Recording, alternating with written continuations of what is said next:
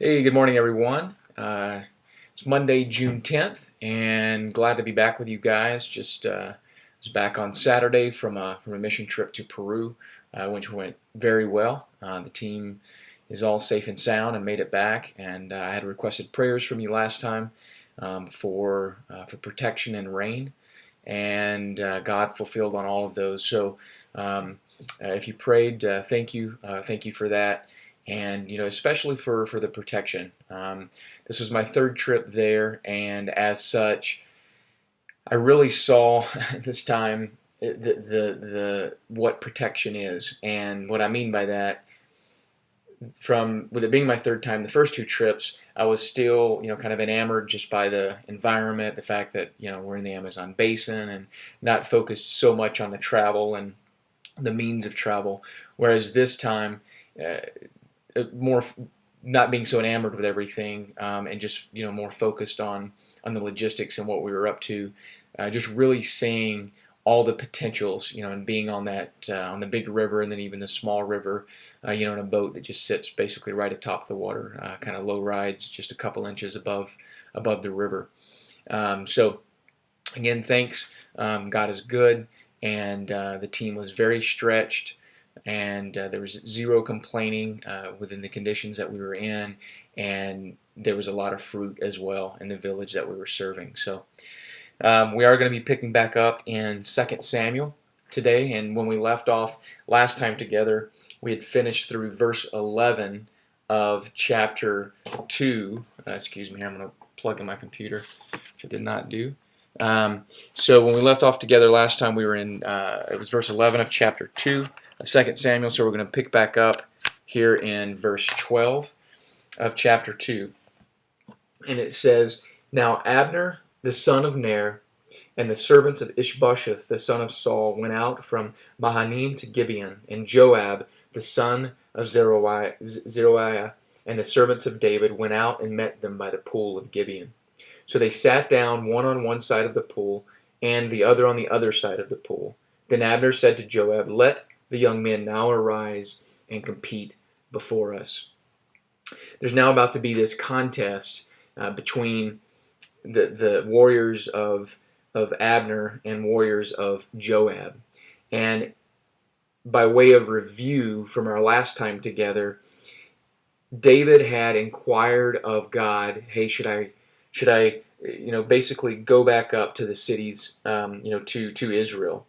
Um, First, generally, should I go back up to the cities?" God said yes, and then he asked where more specifically, and God had told him Hebron.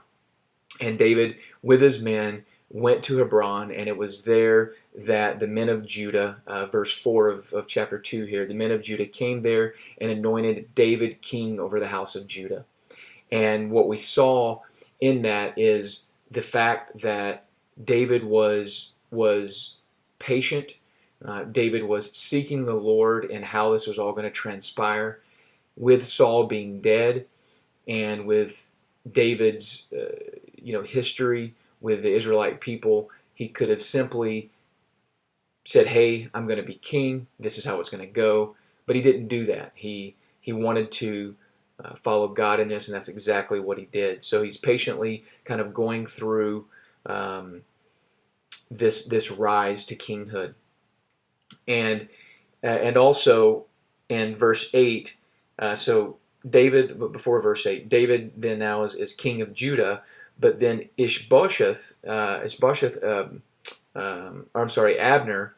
So Abner was the general of the army for Saul, and Joab, who we just read about, was the general for David. Well, in verse 8, this Abner, the general of Saul's army, made Ishbosheth, the son of Saul, king over the rest of Israel. And David again waited this out. And during this time period, David was king over Judah for 7.5 years. In 2 years, Ishbosheth reigned over Israel. Again, pointing to that patience. And now, where we just read together in verse 12 through 14, there's this battle. There's this battle being between warriors. And so it's kind of this set battle. And we'll see more about that as we read together. And I want to take a moment here to look at who Abner is, because Abner has showed up quite a bit in some of our previous studies. So Abner, general of Saul, we would have seen him in 1 Samuel.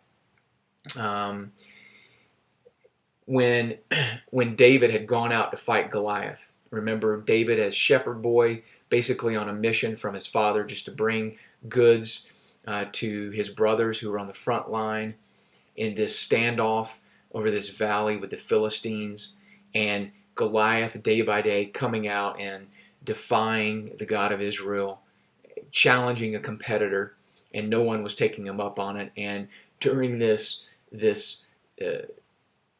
moment where David's delivering the goods, he hears Goliath challenging the God of Israel, and he instantly takes him up on it.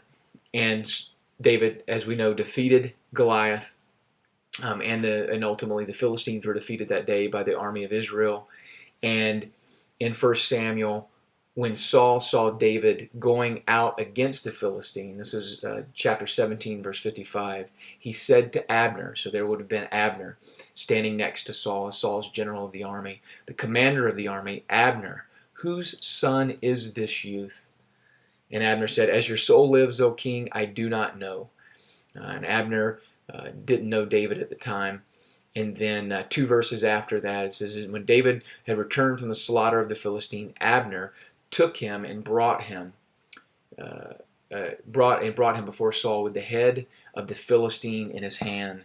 So Abner would have been the one with David walking side by side with him as David's holding the head of Goliath and bringing David to Saul. Abner would have been sitting by Saul's side at the table where Jonathan would have sat with David as well when David was playing in the court of playing his musical instruments in the court of Saul to comfort Saul during his times of distress. So Abner's been around, and here now Abner is knows David, is defying David, has brought up Ishbosheth as a king of the rest of Israel. And now here we are with this contest. And picking back up in verse 15. So they arose and went over by number, 12 from Benjamin, followers of Ishbosheth, the son of Saul, and 12 from the servants of David. And each one grasped his opponent by the head and thrust his sword in his opponent's side. So they fell down together. Therefore, that place was called the Field of Sharp Swords, which is in Gibeon. So there was a very fierce battle that day, and Abner and the men of Israel were beaten before the servants of David. Apparently, there was some order here with this contest between the men. There was a set amount. Almost kind of in recollection, kind of back to since we've talked about Goliath. There were rules to battle, during this time period, and even reflecting back on when the Philistines and the Israelites were at this standoff, and they had one man Goliath coming out and challenging the army. Rather than a full army against a full army, even that was a kind of a set contest of, hey, we're going to send out our greatest man. You bring out one of your greatest men, and whoever wins will dictate, the entirety of the battle. And kind of the same thing here. In this case, it's 12 men under Ishbosheth. So this would have been from the tribe of Benjamin, and then 12 servants from Joab as well. And we see that the servants of David defeated Abner and the men of Israel. Verse 18, now the 3 sons of Zeruiah were there, Joab, Abishai, and Asahel. And Asahel was as fleet of foot as a wild gazelle. So Asahel pursued Abner, and in going he did not turn to the right hand or the left from following Abner. Then Abner looked behind him and said, are you Asahel? He answered, I am. And Abner said to him, turn aside to your right hand or to your left, and lay hold on one of the young men and take his armor for yourself. But Asahel would not turn aside from following him. So Abner said again to Asahel, Turn aside from following me. Why should I strike you to the ground? How then could I face your brother Joab? However, he refused to turn aside. Therefore Abner struck him in the stomach with the blunt end of the spear, so that the spear came out of his back, and he fell down there and died on the spot. So it was that as many as came to the place where Asahel fell down and died stood still. Right after the battle between the designated 12 men, here at the field of sharp swords, the Abner and his men are defeated. So Abner now is on the run. And as he's on the run, one of the brothers here, Joab's brother Asahel, is in pursuit of Abner. So Abner would be fleeing, really with more men. I mean, what I kind of imagine here is, yes, it's a designated battle, general, 12 men, but then more men kind of, waiting in the wings. And so now Abner has lost. He's leaving. He's being pursued by Asahel, and has some more men with him. So he's running and being pursued. And there's a few questions here and a few things pointed out. One was, hey, are you Asahel? Yes. He asked him, and Abner's telling him, hey, turn aside, lay hold of one of the young men and take his armor for yourself. During this time period, when you take the army of the armor of an enemy, that was showing defeat. That was showing that you just conquered your enemy. That was a big deal, and knowing that this is a big deal, Abner's petitioning to Asahel, hey, don't take my armor. Don't try to pursue me. Just, hey, turn your left or right. Stop pursuing me and grab the armor from another man so that you can have your conquest. You can be satisfied, and, we can all move on. Asahel doesn't do that. He keeps in pursuit. And then Abner tells him again, hey, turn aside from me. Stop pursuing me. And why should I strike you to the ground? In other words, Abner's telling Asahel, if you keep pursuing me, I'm going to kill you. And then even asks the question, how then can I face your brother Joab? Asahel, if I kill you, there's no way that I'm going to be able to face your brother Joab. And rightly said, this is a good point, because later on we're going to see that Joab kills Abner for this very thing in revenge of his brother Asahel. So Asahel is killed, and when the rest of the army of Judah or Joab's men caught up, they're standing over. That says they stood still. They're looking at Asahel dead here.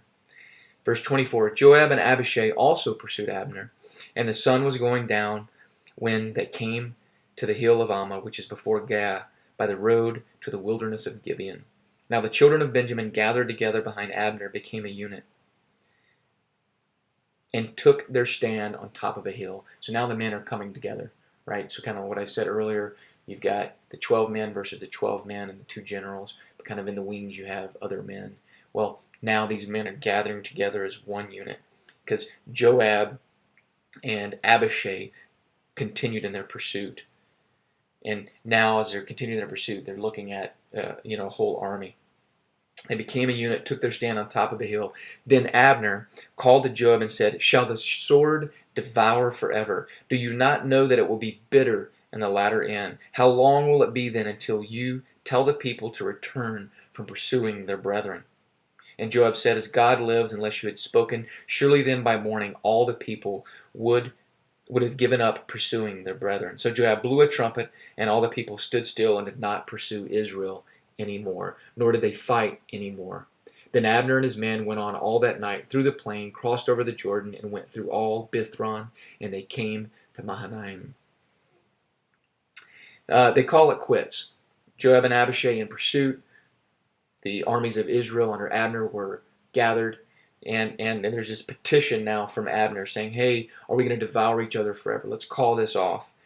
Joab at that time agrees. They call it off and go their separate ways. Okay, we'll leave off there. We almost finished with chapter 2. We'll finish chapter 2 next time together and pick up in chapter 3. So the Bible is located in geography. The Bible is located in history. It's historical. That's what makes it so cool. So don't miss that in these chapters. There's a lot of names, a lot of locations geographically. You can look those up. I encourage you to do so. Be blessed, and we'll see you again on Wednesday.